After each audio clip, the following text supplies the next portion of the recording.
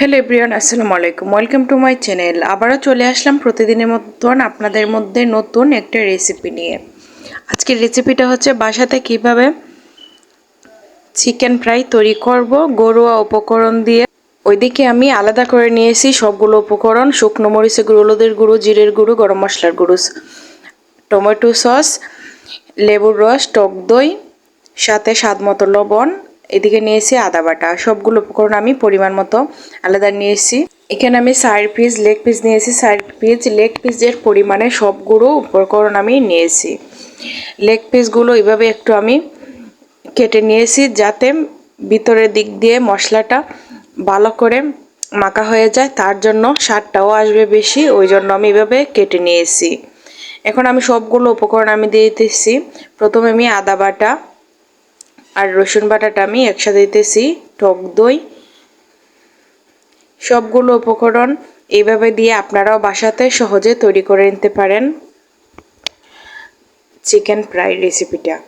তার সাথে আমি ওইদিকে দিতেছি আদা বাটা, রসুন বাটা, অল্প একটু সরিষা বাটা আমি দিয়েছি, স্বাদ মতো গুঁড়ো মরিচের গুঁড়ো, হলুদের গুঁড়ো, গরম মশলার গুঁড়ো, সাথে জিরের গুঁড়ো, টমেটো সস দিয়ে আমি এখন মাখিয়ে নিব। সবগুলো উপকরণ দিয়ে আমি মাখিয়ে রেস্টে রেখে দিব 1 ঘন্টার মতন। স্বাদ মতো লবণটা দিতেছি, আপনারা আপনাদের মাংস পরিমাণে স্বাদ মতো লবণটা দিয়ে দিবেন। আমি আমার লেগ পিসের পরিমাণে আমি স্বাদ মতো লবণটা দিতেছি। ওইদিকে আমি সয়া সসও দিয়ে দিলাম 2 টেবিল চামচ পরিমাণ। সবগুলো উপকরণ আমি হাত দিয়ে এভাবে একটু মেখে নিতেছি। আপনারা ইফতারের সময় যদি এইভাবে একটা লেগ পিস থাকে, অথবা যে কোনো সময় নাস্তা হিসাবেও এইভাবে লেগ পিস নান রুটির সাথে, যে কোনো রুটির সাথে আপনারা বানিয়ে নিতে পারেন। পোলাও ভাত অথবা গরম ভাতের সাথে খেতে দারুণ লাগে। ঘরোয়া উপকরণ দিয়ে এইভাবে বানালে হোটেলের স্টাইলে স্বাদটা খুব বেশি আসে। সবগুলো উপকরণ দিয়ে এইভাবে মাখিয়ে আপনারা রেস্টে রেখে দিতে পারবেন। 2-3 ঘন্টা যদি রেখে দেন তাও আরও বেশি ভালো হবে। হাতে যদি সময় না থাকে ঘড়ি ধরে 30 মিনিট রেস্টে রেখে দিবেন। আমি 1 ঘন্টার মতন আমি রেস্টে রেখে দিয়েছি। 1 ঘন্টা পর আমি ফিরে আসলাম। ওইদিকে আমি চুলোর ফ্লেমটা ধরিয়ে দিয়ে চুলোতে আমি একটা পাইপিং বসিয়ে দিয়ে আমি যতটুক তেলের মধ্যে আমি চিকেন ফ্রাইটা তৈরি করব অতটুক তেল আমি দিয়েছি। আমি এখানে 3 টেবিল চামচের মতন আমি রেগুলার সয়াবিন তেল দিয়েছি।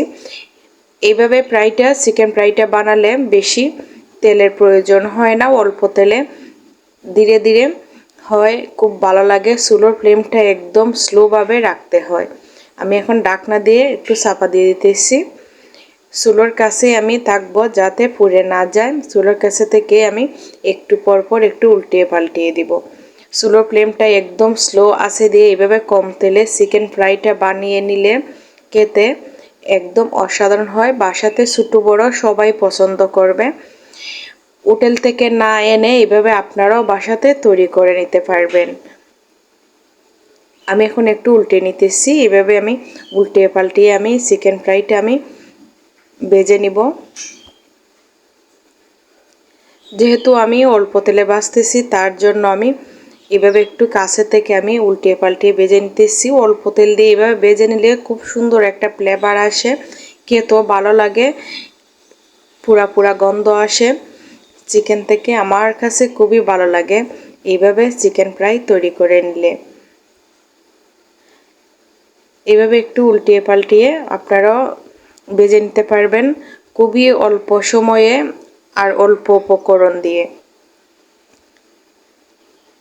আমি ভালো করে একটু উল্টে পাল্টে নিতেছি। যখনই আপনারা কম তেলে এইভাবে চিকেন ফ্রাইটা বানাবেন, খেয়াল রাখবেন চুলোর ফ্লেমটা যাতে একদম স্লো মিডিয়াম আছে হয়। দেখেন আমার চিকেন ফ্রাইটা তৈরি হয়ে গিয়েছে।